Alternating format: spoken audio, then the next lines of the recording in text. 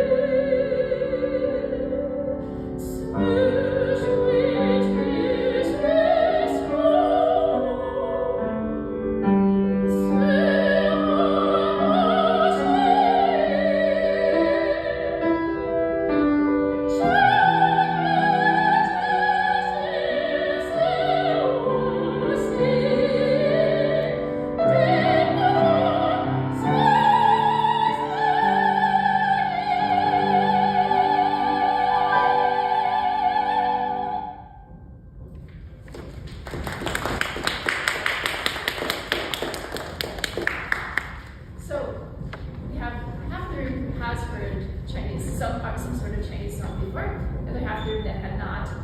The people that had not, was this what you were expecting to hear?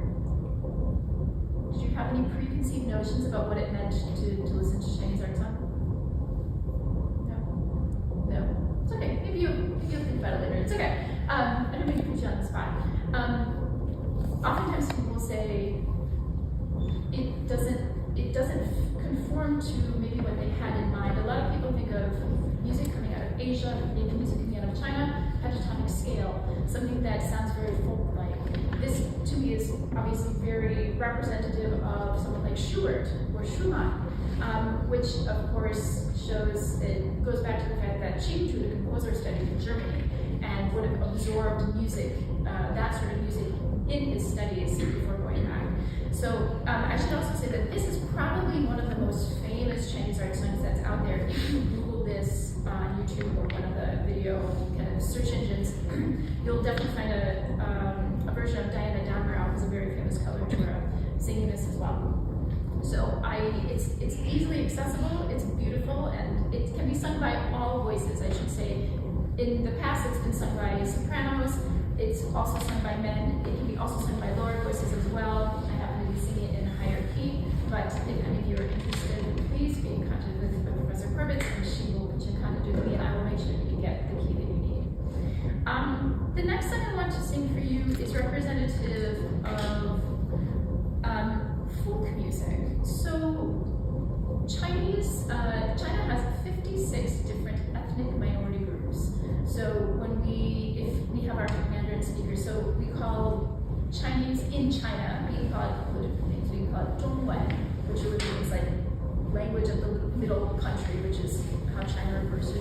or Hanyu. Han is one of the ethnic minority groups in China.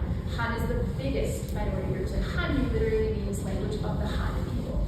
So, why am I saying all this? Why am I saying all this, Juliet? You'll watch me here. My thoughts flow like the river flows, guys. This is a folk song coming from an ethnic minority group, coming out of the West. It's actually been in the news in the last number of years of the Xinjiang province, the Uyghur people. So there's a Muslim minority within China. And they are known for this very energetic type of folk music. Now, this song is not particularly representative of that, but the name of it is Yangtze. Yangtze is the word for swallow, like the little bird, but it's also a woman's name in the Xinjiang province. And this song originally had been sung by men, but it doesn't have to be. It can be sung by anybody. It's illustrating the thoughts of the singer on this Yangtze person, who is either a romantic love, or somebody they've lost, or somebody in their family. It's not particularly romantic in what it's saying, but it's talking about the smile and the laugh and the beautiful hair and the shape of the neck. So you can interpret it as you like. This particular composer is Wu Zuchang. Wu Zuchang is still alive. He's quite old at this point. He's one of the few composers that actually did not. No, I lied. He studied in the Tchaikovsky Conservatory in the former Soviet Union, and he was there for 10 years before he went back to China and then started studying a lot of folk song. He would go in, collect this folk song, and then make a treatment for it, an accompaniment part that was more for the art song, opera stage, concert stage. So this is Yangtze.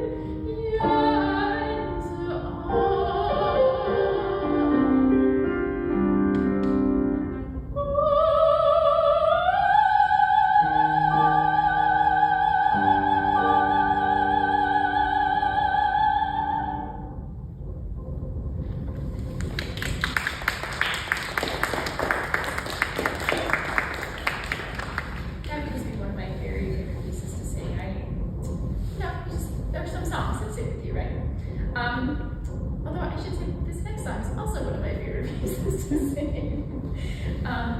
This is actually by a composer that I adore.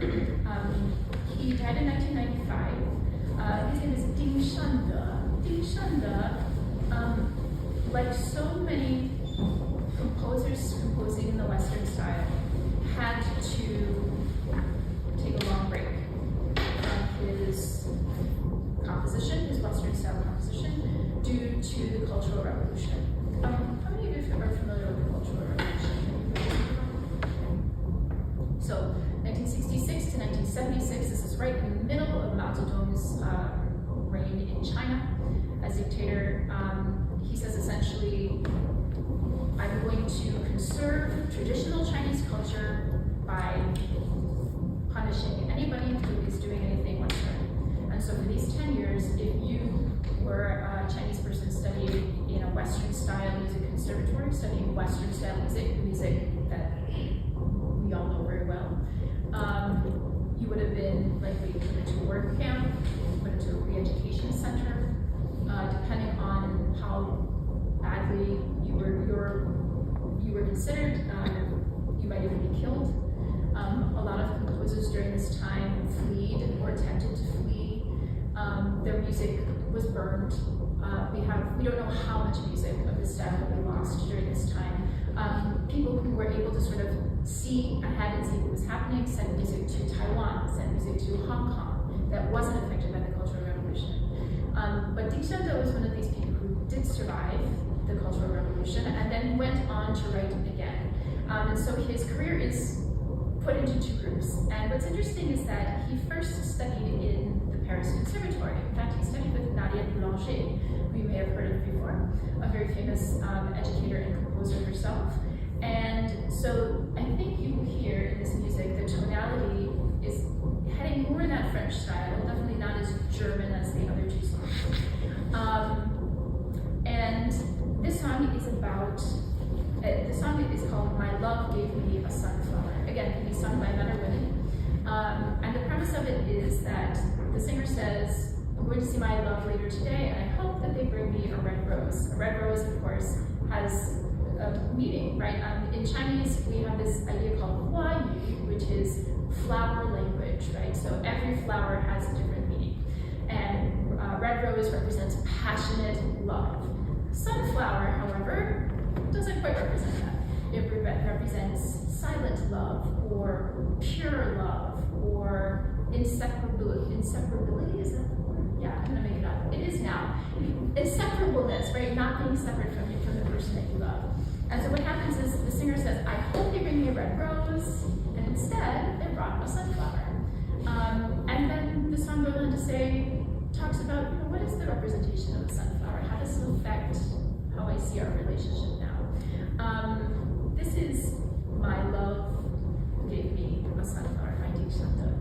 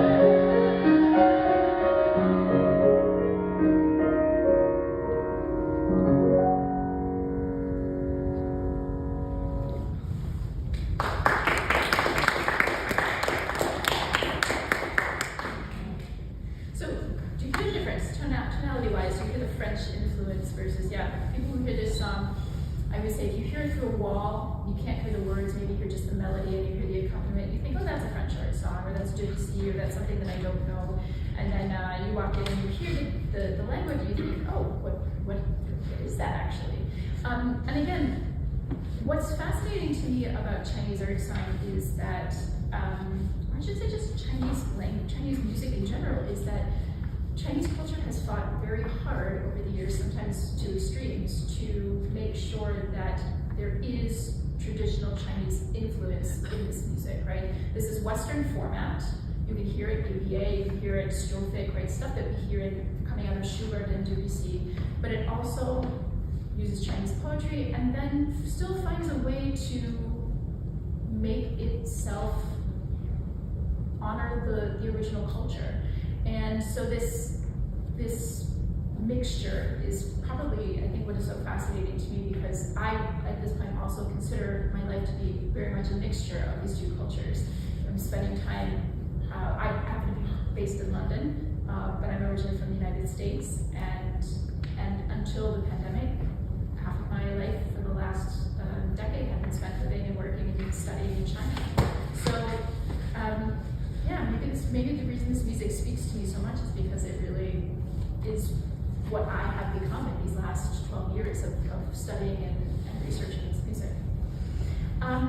This next song is a more contemporary piece. This was written in around 1982, and I'm very proud to say that this is representative of one of the female composers coming out of China. Her name is Wu Jianfen, and Wu Jianfen is still alive. She has a fascinating background in her life. She was actually born, she's culturally Chinese, but was born in Osaka, Japan. And she's really considered the matriarch of Chinese popular music. Let's talk about it in a second. Which straddles the genres of like classical and popular ballad. So this is another thing that we don't see happening as much here, although I've challenged everybody, all the students that I've spoken to in these last couple of days, I challenge you guys to see if we can make this happen here.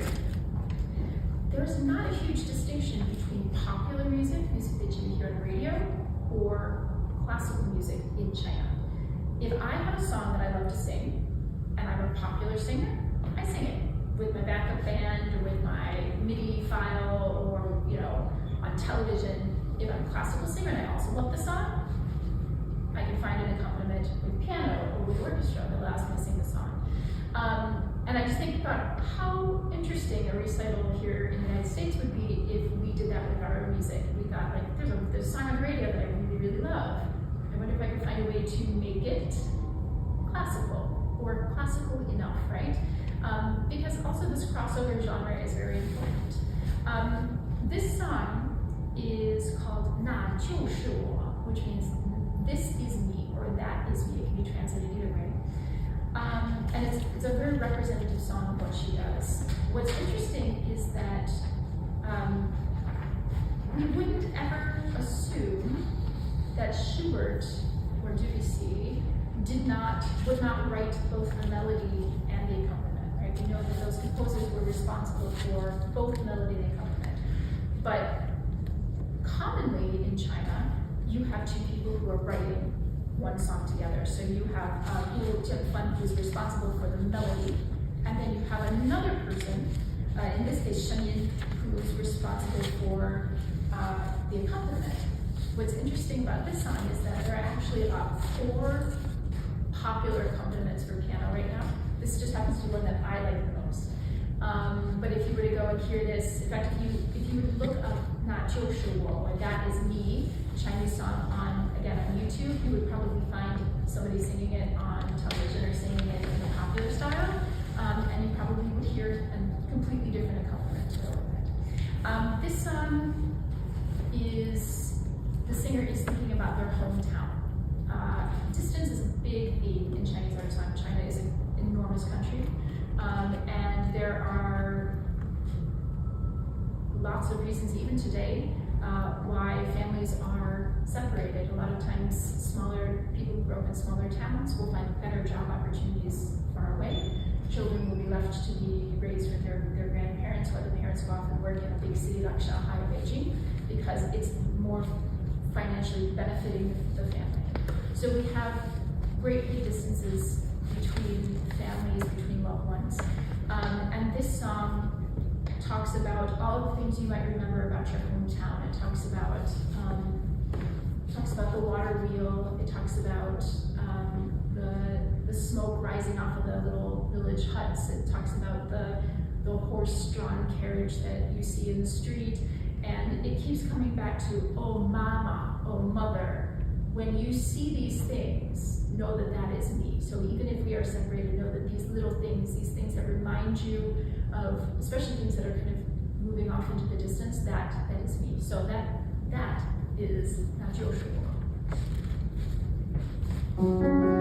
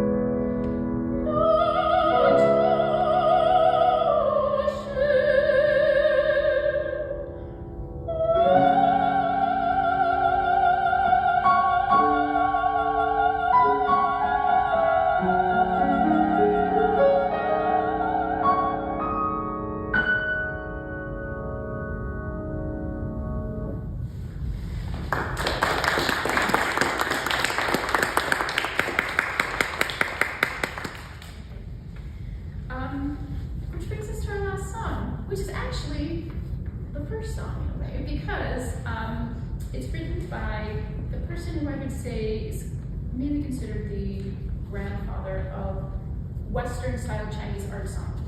And the reason I saved it for last, because I'm a big fan of chronological order, usually is that this is a song that I want all of you to learn. So we're gonna have a chance to hear it, and then we'll have a chance to work on it as well. So, oh my goodness, you know what? Did we, It was before that. Oh, it was, okay. You know what, I lied. So we're gonna go backwards.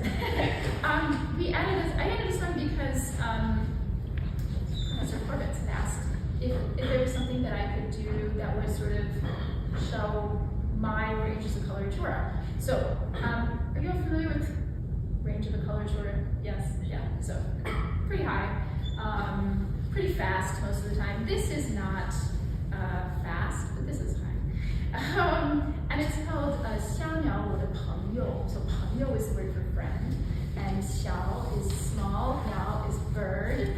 So we're saying small bird, my friend.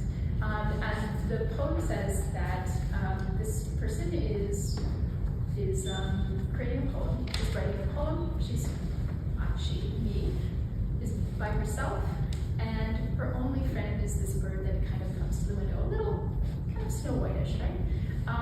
But I actually think that this song, I think a lot about how we can possibly do recital pairings with this music, right? I think it's wonderful to have these songs represented at people's recitals. I'm always looking for ways for it to go beyond the tokenism and into how can we actually make a whole recital out of this. And so for me, I'm always looking for parallels.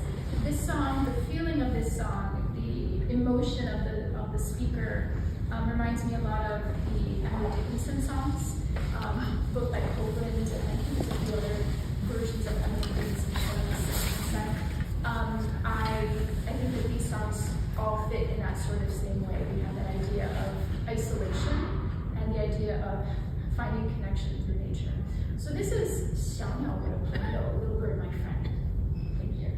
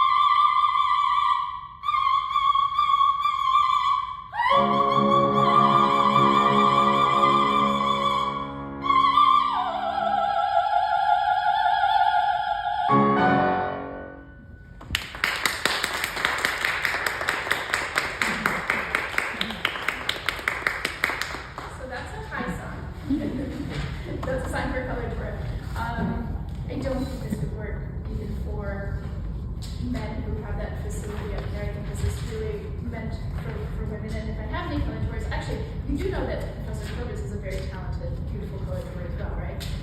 Yes? You don't? Well, now you know.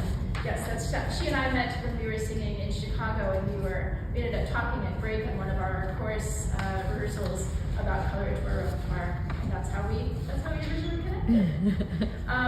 So now I get to the final song, which is Three Wishes of a Rose, and this is the song that you're going to be joining me on. So in fact, if you have your music there, please feel free to follow along. Watch for my mistakes. Hopefully there won't be too many. This is a lovely first song in Mandarin because it has some repetitive words. We don't get into all the complicated sounds of Mandarin. There are definitely sounds, as you may have heard, that are unlike English, unlike French, unlike Italian. Some of them, I think, have a tendency to go toward Russian or Czech. So if you've sung in any of these other Polish, some of these other Eastern European languages, you might hear that there are some similarities in sounds, but there are specifically sounds that we only find in Mandarin. And we'll talk about them as we go through this together. But this song is Three Wishes of a Rose. The rose is speaking, and she says, I wish that I am not blown over by the wind. I wish that I am not plucked by the passers-by, and I wish that I can remain beautiful forever. So this is a Wei Song.